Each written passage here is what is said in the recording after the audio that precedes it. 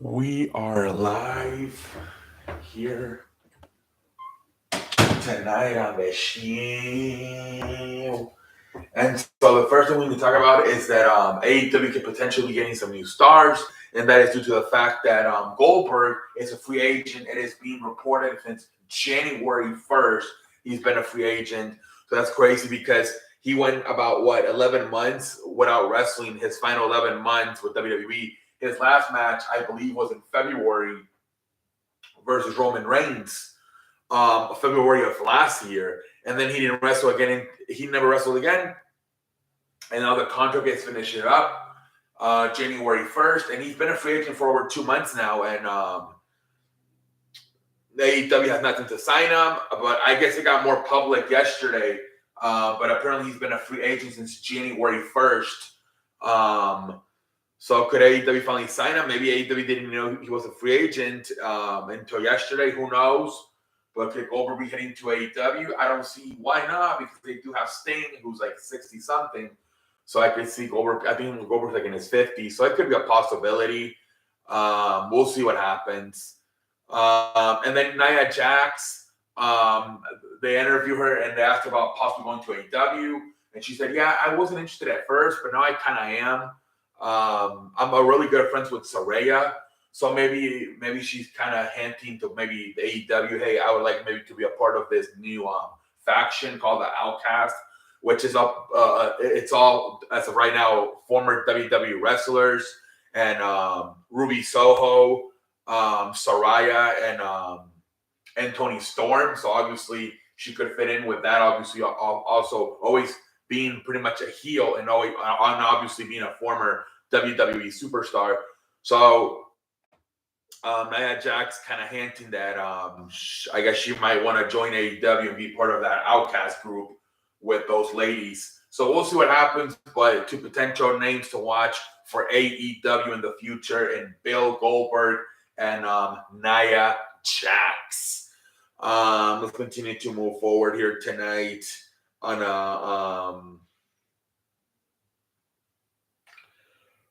a Tuesday. Let's see here. I think a lot of articles didn't have a lot. Let me see here.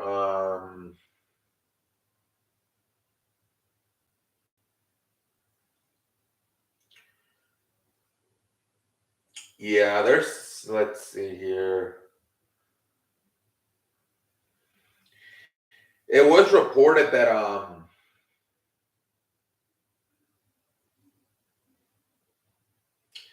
WWE supposedly still does not know who's going to win the match between Roman Reigns and Cody Rhodes. They're still thinking about it.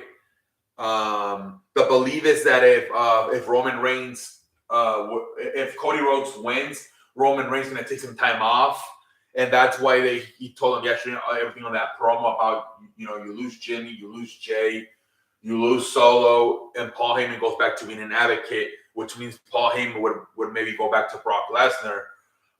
So is that what is that what I mean? They pretty much kind of saying that would be what would happen, and along with Roman Reigns loses his people, his family, and WWE loses their main eventer because he would also leave. That's the one part Cody Rhodes didn't say last night, that yes, maybe Jimmy would leave Roman, Jay would leave Roman, Sol would leave Roman, Paul would leave Roman, but then at least probably for a few months, Roman Reigns would probably leave WWE. That's the one part they didn't have Cody Rhodes mention that last night.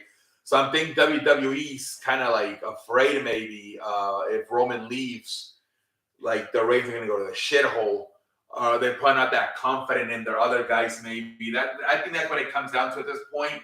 They're just kind of, I think, afraid that if that Roman's gonna, he's gonna want to take some time off. He's been, doing this whole thing for about almost 3 years now, and that they just don't, probably until SummerSlam, I would think, at least maybe. I don't know. Could they maybe pay him a little bit more money? I mean, they do have a bunch of international shows coming up with Backlash in Puerto Rico and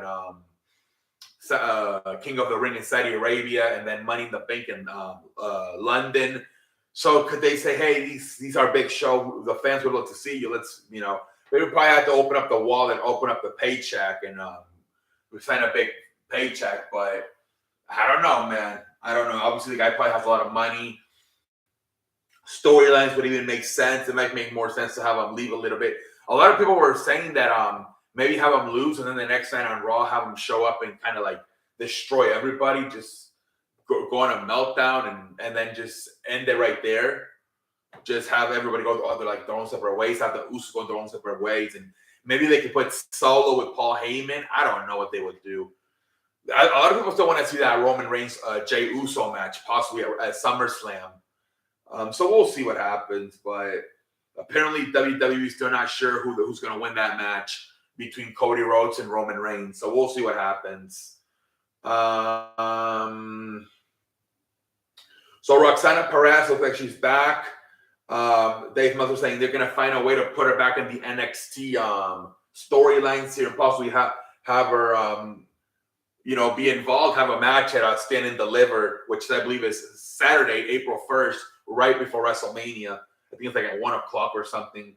Roxana Perez is okay, cleared, and will be worked back into the storylines as soon as possible. Starting on tomorrow's NXT show, somehow they're gonna get her back in the mix. So whatever the issue was, they got a good report. It's not an injury. So maybe it was a behavior issue, maybe like a suspension.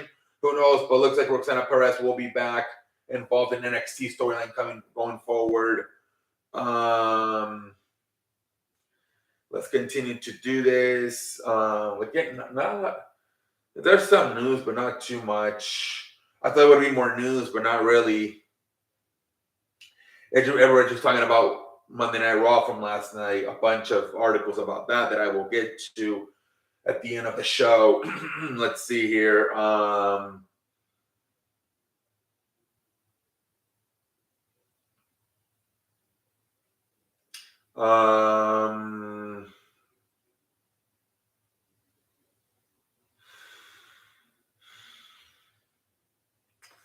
Yeah, wow, not a lot of news, which is kind of good because that means the video is going to be shorter. I'm not. All right, let's open up this one more article.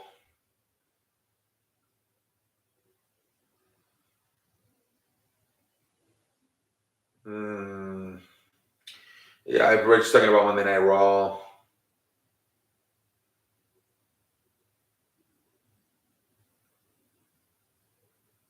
The Ethereal, let's see here.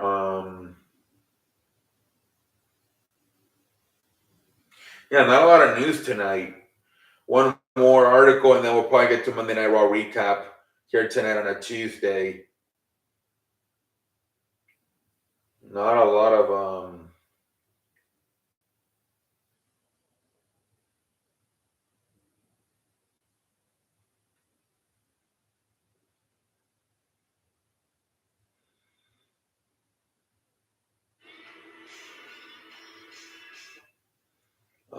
let's see here.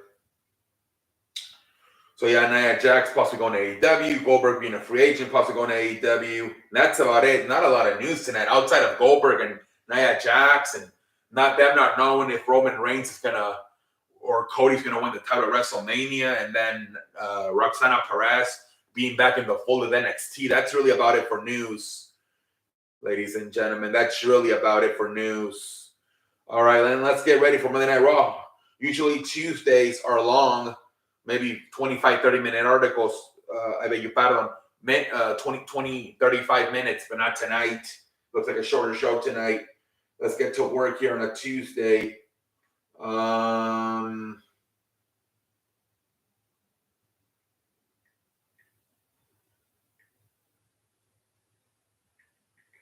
Raw recap, March 20, 2023. All right, let's go.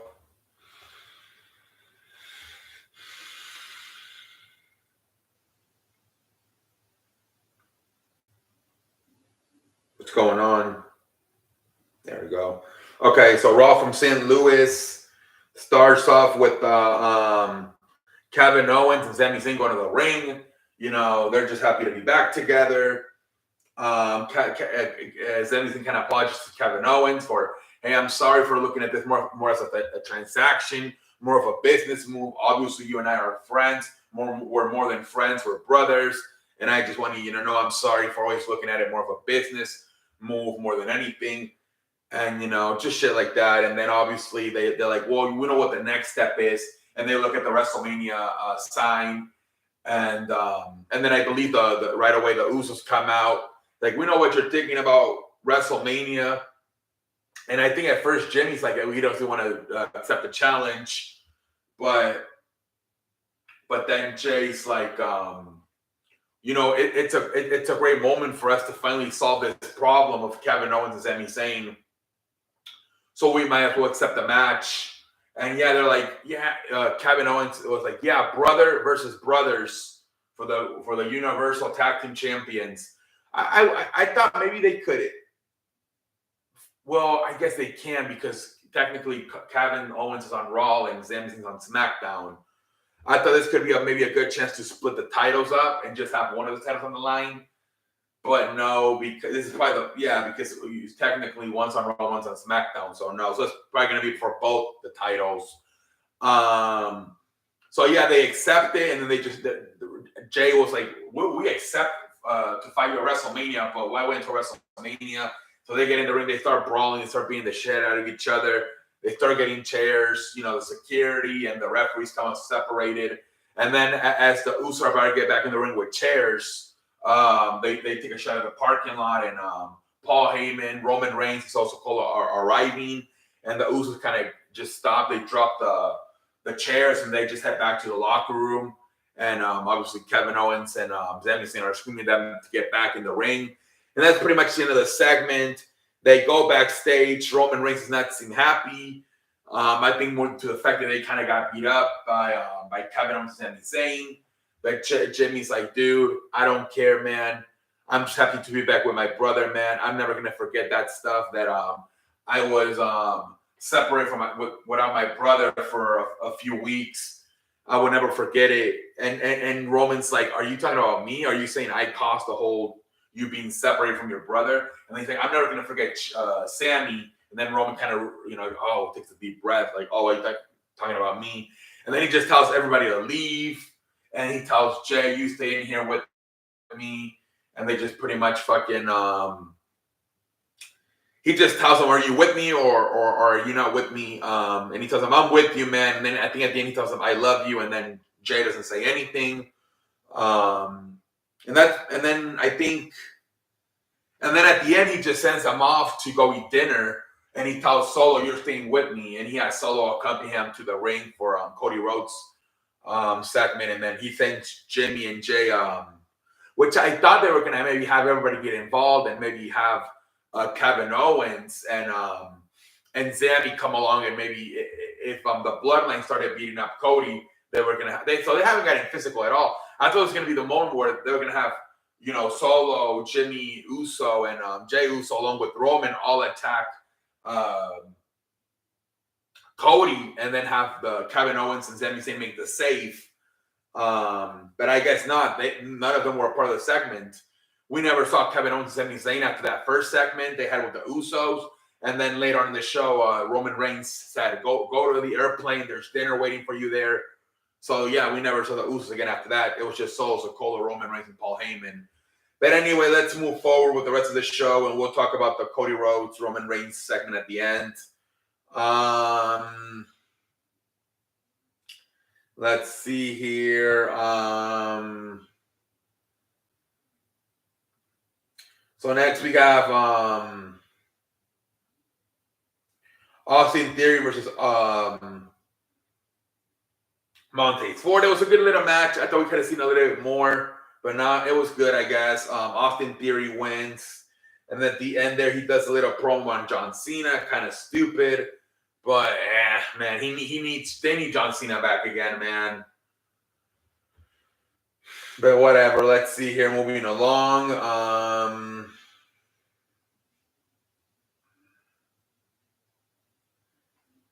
And then we get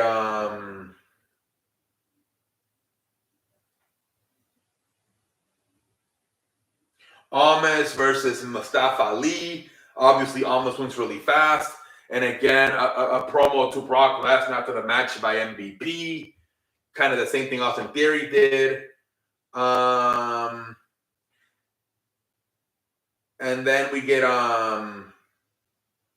Logan Paul does Impulsive.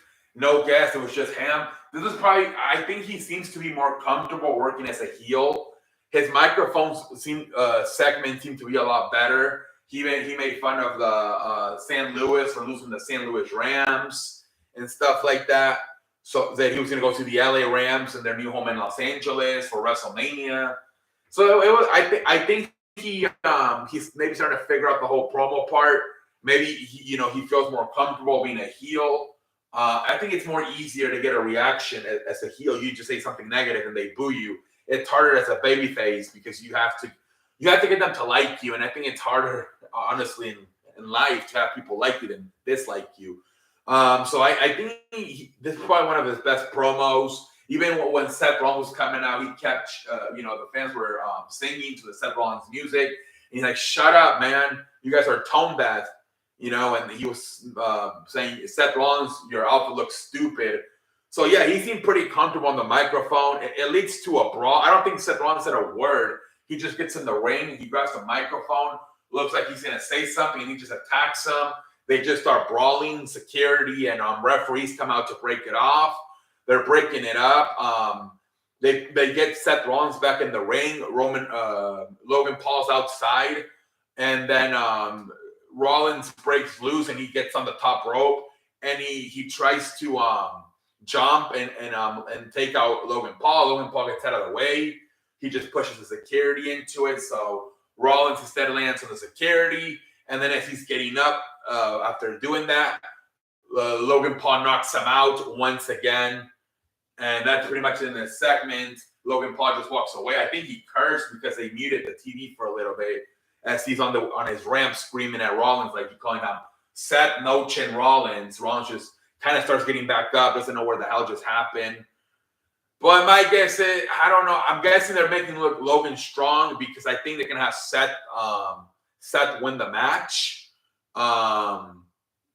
It's interesting here because outside of the Miz, he hasn't really, he lost to Roman Reigns. If he loses to Seth here, and then if he faces John Cena at SummerSlam, that's the problem with having Logan Paul fight all these big stars, that if he's just gonna lose. Man, unless he doesn't care, he's like, I don't care. I just want to have the match and get the money. Who knows? But it's like, oh well, you haven't lost to Roman, you can have him lose here to Seth, possibly at SummerSlam lose to John Cena. I don't know if that good's for business, but the kid, he apparently keeps asking for the big stars, the big fish. So he's got him saying, you'll get the matches, but you're gonna lose most of them, But maybe he just wants to have the match and say, hey, I wrestled John Cena, I wrestled Roman Reigns, I wrestled Seth Rollins, even though I lost, like just like he said, I boxed Mayweather. But yeah, so he knocks him out again, and that's pretty much the segment.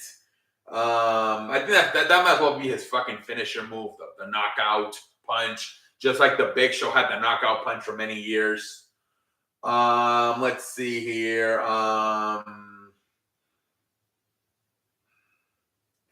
Then Dominic has a match. Johnny Gargano and Dominic. A lot of people on Twitter were really mad that Dominic won this match clean. I think the explanation they were trying to give us, they had Johnny Gargano with his ribs all taped up.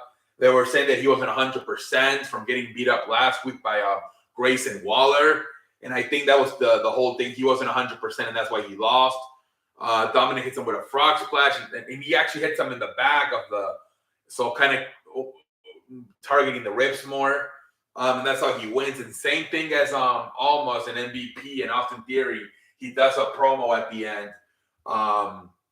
saying this Friday, this one was better though, way better than what MVP and Austin Theory did, because he said, we're going to be in Las Vegas this Friday for SmackDown, and I'm hearing the plan is for the entire Mysterio family to be there So how about we do this? We have everybody show up, and this time what I'm gonna do is I'm gonna ask mom I'm gonna ask mom for permission for you to wrestle me at WrestleMania. And that if she says yes, if you can get your balls out of her purse.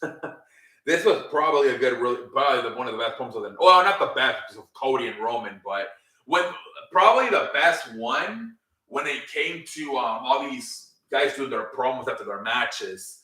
Because this one actually means something. That they're kind of advertising something for SmackDown. So maybe I'll finally get made official on SmackDown this Friday. There's only about I think we're only literally less than we're 13 days away from WrestleMania, 12 days. So they gotta do this, man. Maybe this is where he'll maybe threaten to attack the mom or the sister, or maybe Rhea Ripley will try to do something. I don't know. And then finally how Ray will have no choice but to accept it. Maybe they'll have either the sister or the mom hostage. And if you don't accept the match, we're going to do something to her. And then he's going to have no choice but to accept the match. Maybe that's something. So we'll see.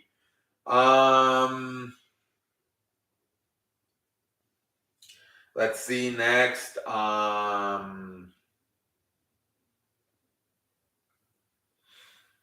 Edge does a creepy promo where he tells Finn Balor, leave Finn at home, bring the demon because the devil would love to meet him.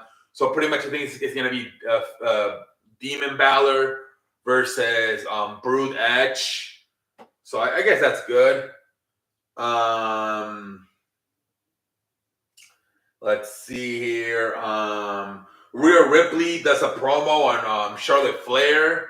And then what this does is it brought out Damage Control. Bayley. This was a very good match to just have wasted on a random segment. I don't know. This could have been a fucking pay-per-view quality match. It can still be, but I'm like, damn, they just threw this away for no reason. Again, I think they had to do this because they're like, what is Rhea Ripley gonna? I think Rhea Ripley could have just maybe accompanied Dominic to the ring, and that could have been her. But whatever. So Damage Control comes out, they interrupt her, and whatever. They just kind of insult each other, or whatever, and then it leads up to a match. Rhea's like, you know what? Any one of you three want to fight me? I don't have my clothes on. I don't have my wrestling gear on. I have my clothes on, but whatever. She's like, and then Bayley's like, well, out of the three of us, I'm the only one that has wrestling gear on, so I guess it's you and me. So Bayley versus Rhea Ripley, they're having a good match, but Rhea Ripley's playing more of the baby face because obviously Bayley has Io and Dakota, and they're helping her out. At one point, I think Dakota gets involved and scratches her eye. He pokes her. So eventually what happens is Becky Lynch, Trish Stratus, and Lita come out and kind of even out the odds. And then at the end, Rhea Ripley wins. Hold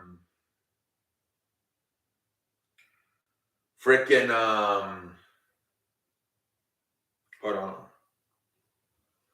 Yeah, Rhea Ripley won. Yeah, kind of random how they did this, but whatever.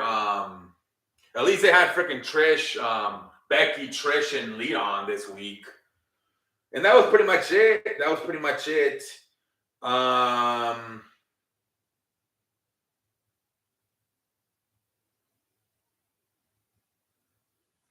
And then there's a match between I think they announced, let's see here. There's a match between Ricochet and Chad Gable. Just like last week, Chad Gable's looking for Otis. He finally finds some. And he's like, hey, Chad Gable, he's like, hey, Otis, we got put in the WrestleMania match, Fatal 4-Way Tag Team match. He's like, tonight I actually have a match with Ricochet, who's going to be one of our opponents. And I'm going to need you out there with me because, Braun Strowman's going to be with him.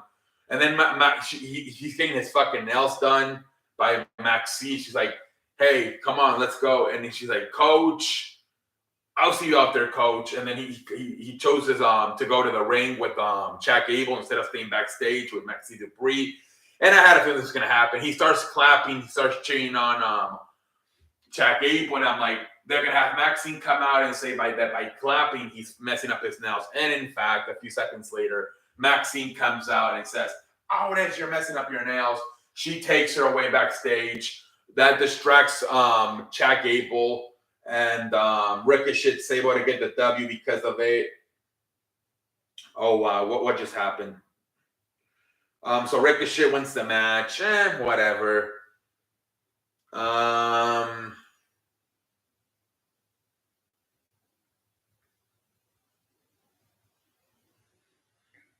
Then we have Bianca Belair in a tag team match with Asuka versus Chelsea Green and Piper Niven. I guess Carmella, she was sick or she's hurt.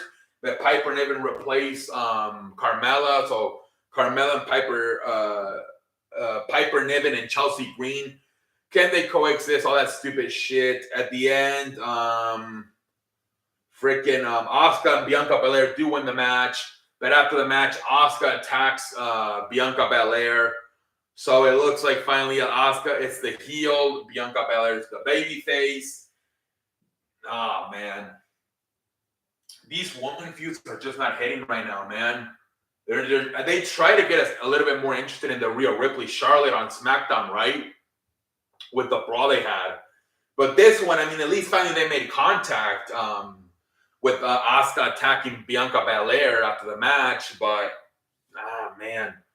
Same thing with the Damage Control and Becky and Trish and Bayley. All they did was come out and try to even out the odds with for Rhea Ripley, and then that's it. After the match, Rhea Ripley won, and actually kind of pointed at Becky, Trish, and Lita for like helping her out, and that's it. There wasn't any other interaction with Damage Control or Becky, Trish, and I don't know, man. These woman matches are just not interesting. I think these matches could be good when it comes to having the actual match at WrestleMania, but the storylines are just not that good. The build-up hasn't been good for any of these three woman matches. And I guess we're going to have a fourth one, right? With the woman fatal four-way tag team match. So, but, oh, man.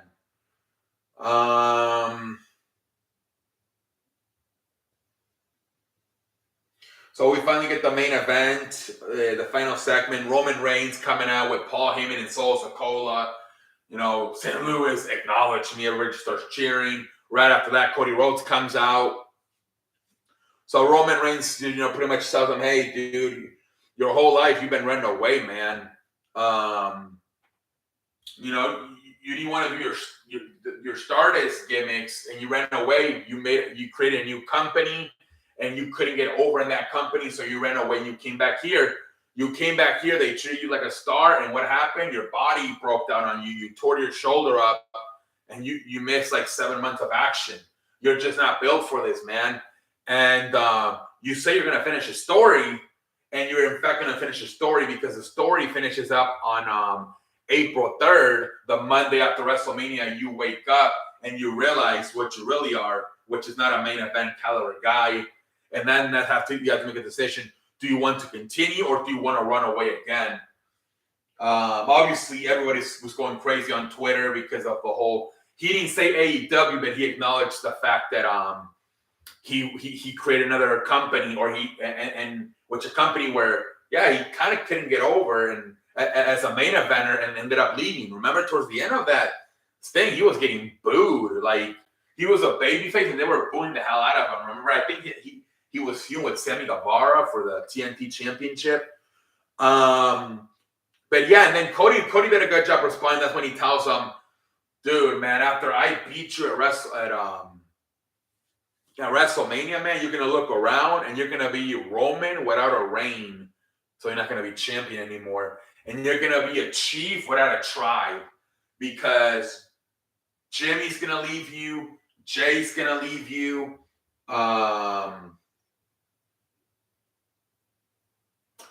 Solo's gonna leave you, and then Paul Heyman's gonna go back to being an advocate, which means he's gonna go back to being Brock Lesnar's manager, and you're just not gonna have anything." And then Roman seems like he's gonna say something, but then he looks affected by it, and he just doesn't say anything. It looks like they really mentally messed him up that he said all that. Like it's almost like Roman says, "Oh shit, this is a real good possibility that this happens." So he just drops the microphone and leaves. Paul Heyman follows him.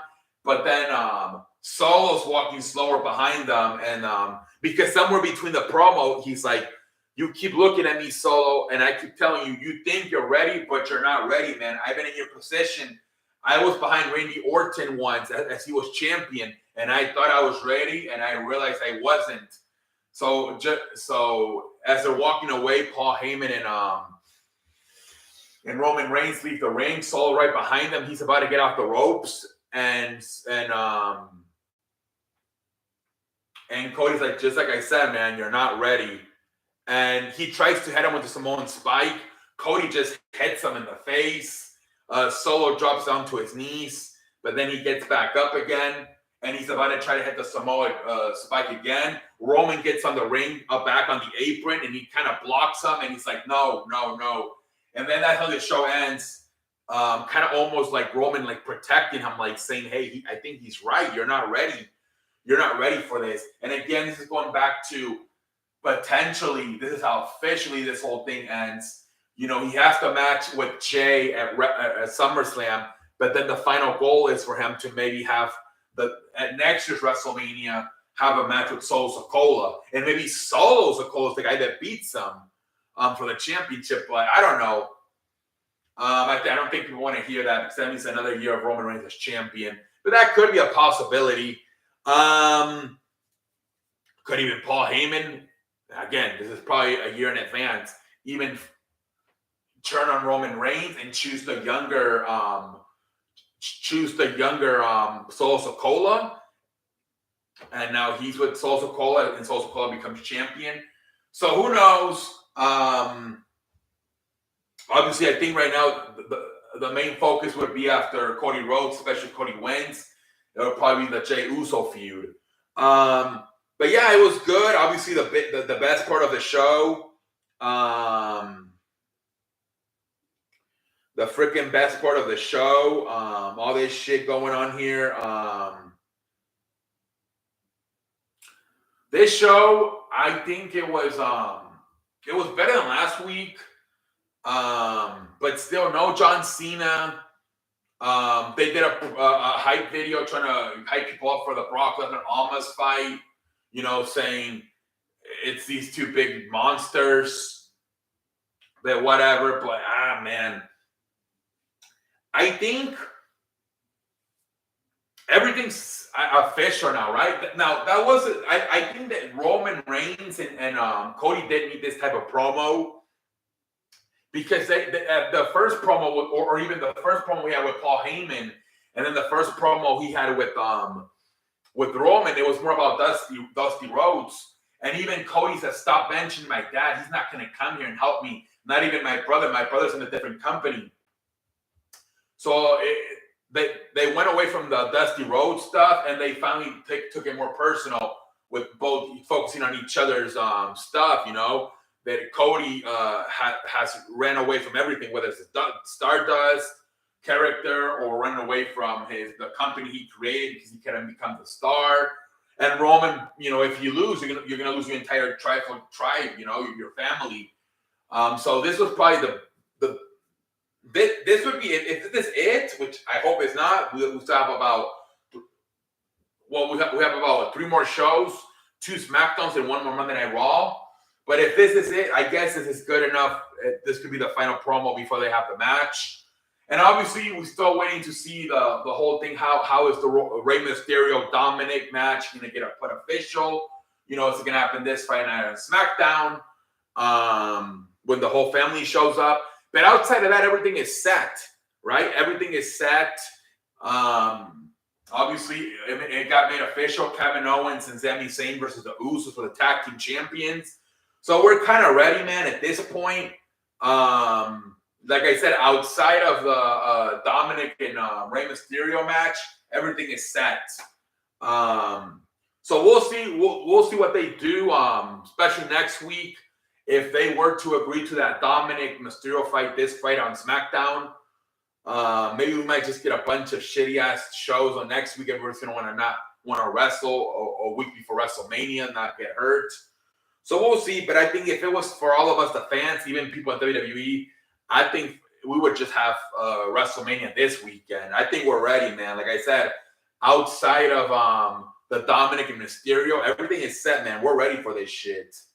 We are ready for WrestleMania at this point, man. And I think the feuds that are not hitting, like obviously Amish, Brock Lesnar, maybe I think the woman matches will be good. I just think the storylines haven't been that great. But I think Rhea Ripley, Charlotte could have a hell of a match with a great moment of Rhea Ripley winning the championship. I think Asuka, Bianca Belair are going to be a great match. I think the women are going to put up a great match, even though Lita and Trish are older. I think they're in good shape. There's rumors that Trish is going to turn heel on Becky after the match, or maybe during the match. So I think those matches, even though the storyline has not been that great, I think those matches will deliver. We'll see what Amish and Brock Lesnar, how they perform at WrestleMania. But at this point, I think we're ready, man. I think we're ready for WrestleMania. Like I said, outside of the Mysterio stuff, we are ready for WrestleMania, ladies and gentlemen. But until next time, holla.